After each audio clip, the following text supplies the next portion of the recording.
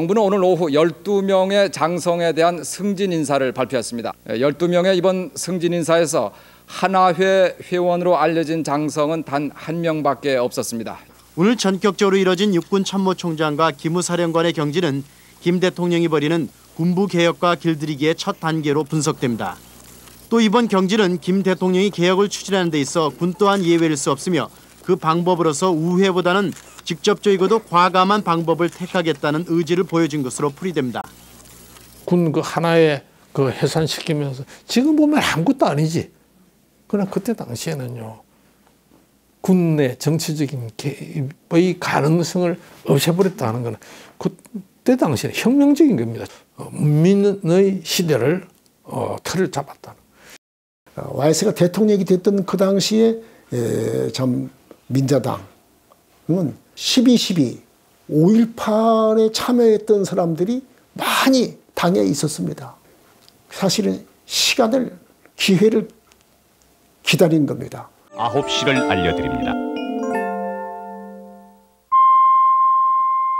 여러분 안녕하십니까. 노태우 전 대통령이 퇴임 직전에 4천억 원의 비자금을 100억 원 단위로 나누어서 시중은행 40개 차명 계좌에 분산 예치했다고 하는 주장이 이번에는 그 한 물증과 함께 터져나왔습니다. 100억 원짜리 수표 40장으로 인출되어 당일 즉시 동아은행, 신한은행 등 각 시중은행의 40개 계좌에 일체히 동시 분산 예치되었던 것입니다. 처음서부터 뭐 보통 사람 믿어주세요 이제 그 얘기가 굉장히 국민들의 배신감을 느꼈잖아요 지금. 지금 사람은 사법 처리를 안 하면은 다음 대통령을 누가 해도 또 그런 행동을 할 거 아니에요. 새벽에 갔다 밤중에 와서 뭐도 벌어먹고 사는데 해도 너무했지 않아요. 저런 도둑놈 어디가 대통령 돼요. 외람되게 국민 여러분 앞에 섰습니다. 대통령으로 재임하던 5년 동안 약 5천억 원의 통치 자금이 조성되었습니다. 이 모든 책임은 전적으로 저에게 있습니다. 국민 여러분께서 내리시는 어떠한 심판도 달게 받겠습니다.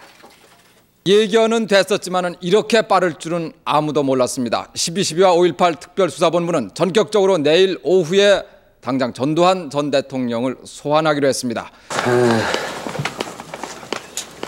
전두환 전 대통령에 대해서 내일 오후 3시에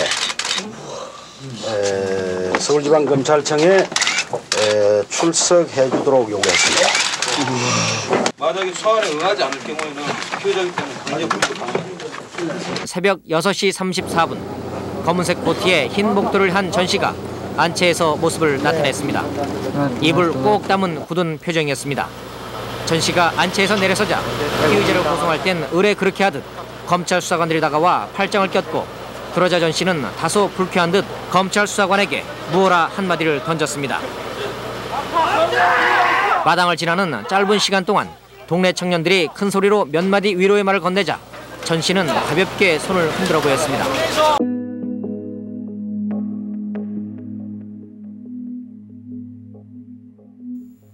피고인 전두환 사형, 피고인 노태우 징역 22년 6월.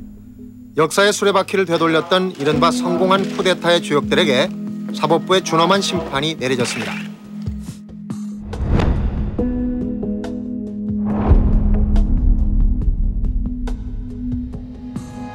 친애하는 국민 여러분, 드디어 우리는 금융실명제를 실시합니다. 이 시간 이후 모든 금융거래는 실명으로만 이루어집니다. 전두환 씨가 그 막강한 권력을 가지고 한때 그 금융실명제를 하려고 했습니다. 그때 장영사 이철이 사기 사건이 있기 때문에 야 이거 금융실명제를 해야겠다고 자기들이 법까지 만들었으면 한때 그렇지만 실행을 못했습니다. 왜?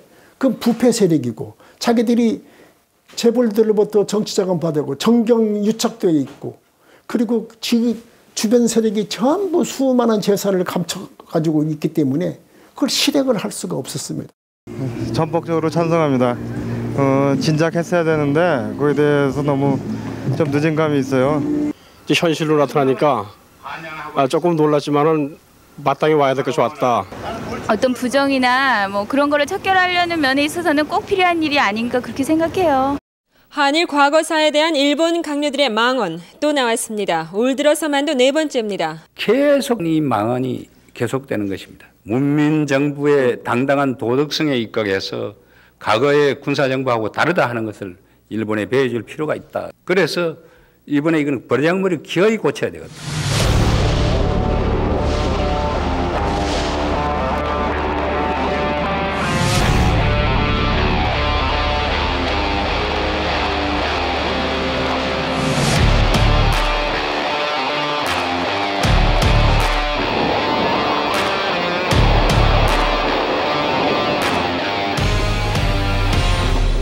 예전부터요. 저 경복궁 앞에 중앙선 건물이요. 눈에 거슬렸거든요. 네. 민족 정서상 저런 걸 뭐 보존하는 것보다는 철거해야 된다고 저는 보고요. 아무 통쾌합니다.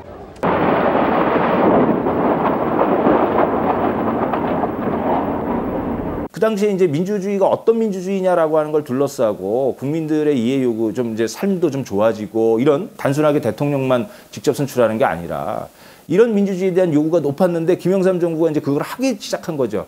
그 지지율이 막 90% 넘게 나오는 겁니다. 그런 이제 시민들의 지지에 바탕했기 때문에 이제 가능했었다 이렇게 보여지죠. 민주화 이후에 실시된 대통령제의 장점을 아주 10분 활용했기 때문에 초기에 그런 개혁 드라이브가 가능했었다 이렇게 보여집니다. 우리나라가 드디어 오늘 경제 선진국 그룹 OECD에 가입했습니다. 그동안 왜 그리 서둘러 OECD에 가입하려 하느냐 하는 논란이 있었습니다만 그러나 언젠가는 가야만 할 길. 국내 제도를 선진국 규모에 접근시키고 개방을 위한 제도 계획도 더욱 강력히 추진해 나갈 것입니다.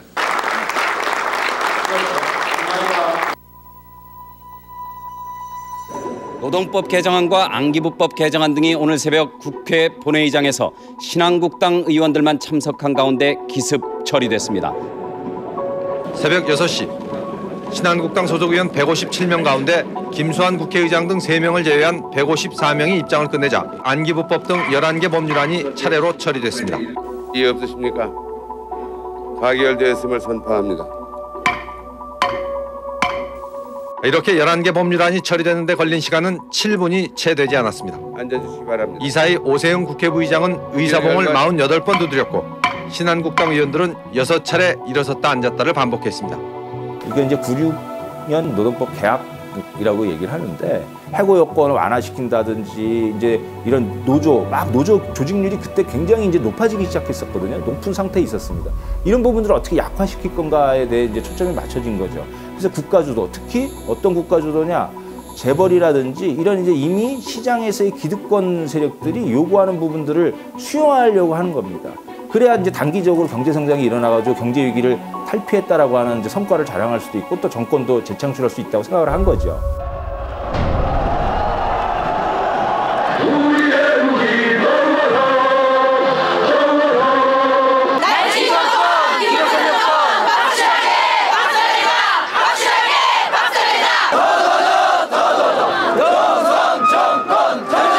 정리해고제죠 뭐.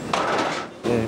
왜 그렇게 보세요? 그건 뭐 수단과 방법 안 가리고 뭐 회사 어렵다는 이유 때문에 뭐 사람 막 잘라내는 거 아니에요? 물론 경제가 어렵고 그래서 이거 경제를 살린다는 것 자체 그것도 참 그 국민의 한 사람으로서 좋은데 근로자가 그 희생되면서 이거 뭐 경제 일어난다는 건 믿을 수 없는 그게 아닙니까?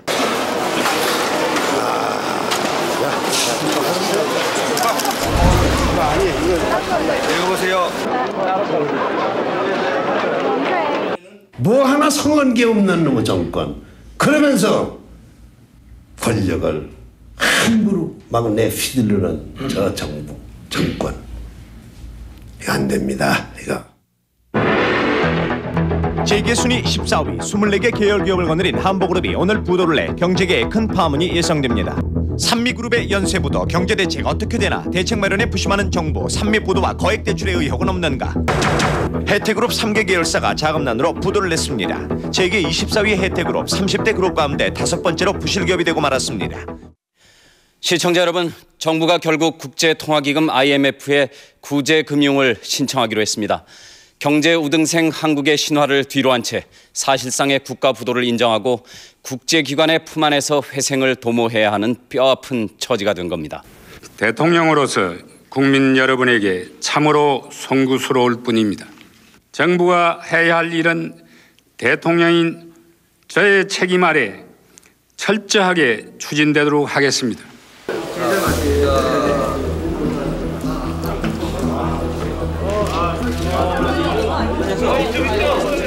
신경제를 내세우면서 세계 부자 대열에 끼었다고 자랑하던 게 엊그제인데 하루아침에 빚더미 3류 국가로 전락했습니다. 작년 12월만 해도 OECD 가입으로 선진국의 청사진을 제시하던 정부가 이제는 사실상의 금융 신탁 통치를 면하기 어렵게 됐습니다. 당장의 외환 위기를 넘길 수는 있지만 갖가지 정책 간섭을 받게 되고 경우에 따라서는 부도 기업의 속출로 대량 실업이 발생할 가능성도 있습니다.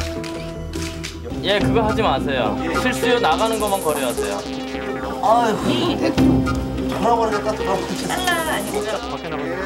고객들이 이제 자금을 이제 빼간다든지 예금을 빼간다든지 하는 고객 이탈 현상이 곳곳에 이제 나타나기 시작했죠.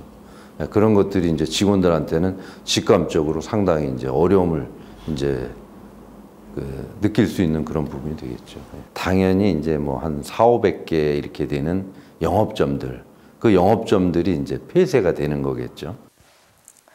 제1은행 여러분, 제1은행과 정말 사랑합니다. 제가 15년 동안 근무하면서 정말 열심히 일했고요. 남아에 계시는 여러분들 진짜 제1은행 진짜 똘똘 뭉쳐가지고 좋은 은행으로 진짜 다시 살렸으면 여러분한테 부탁드리고 싶습니다.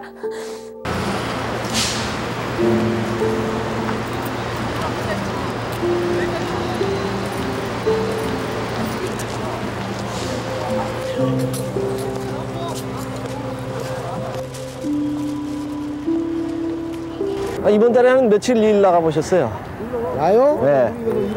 나 보름에 이틀 했어. 한 달에 3번 하기로 신청했고.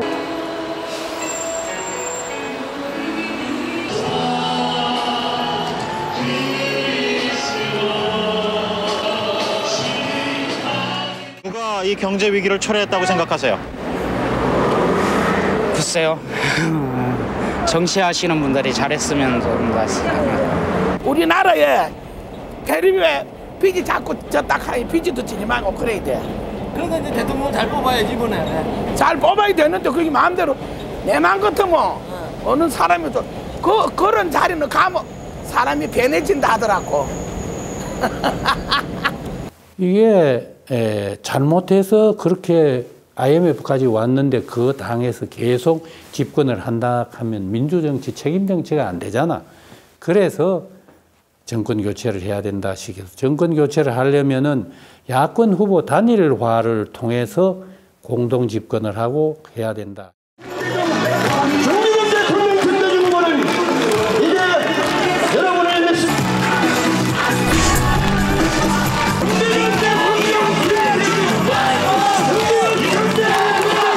우리는 이번에는 여당에게 단 한 표도 줘서는 안 된다고 생각하는데 여러분 생각 어떻습니까? 우리가 올바른 정치 지도자를 가져야 한다고 생각합니다.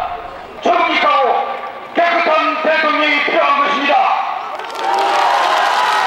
저는 삼김 정치를 쓸어내자고 그래서 새로운 정치를 하자고 나섰습니다.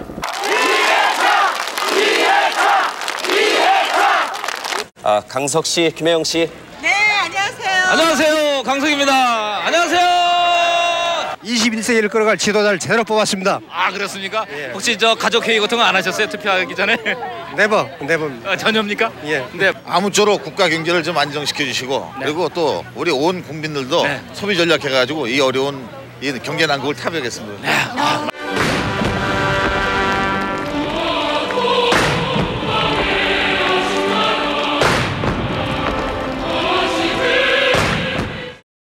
(50년) 만에 처음 이루어진 여야 간 정권 교체를 여러분과 함께 기뻐하면서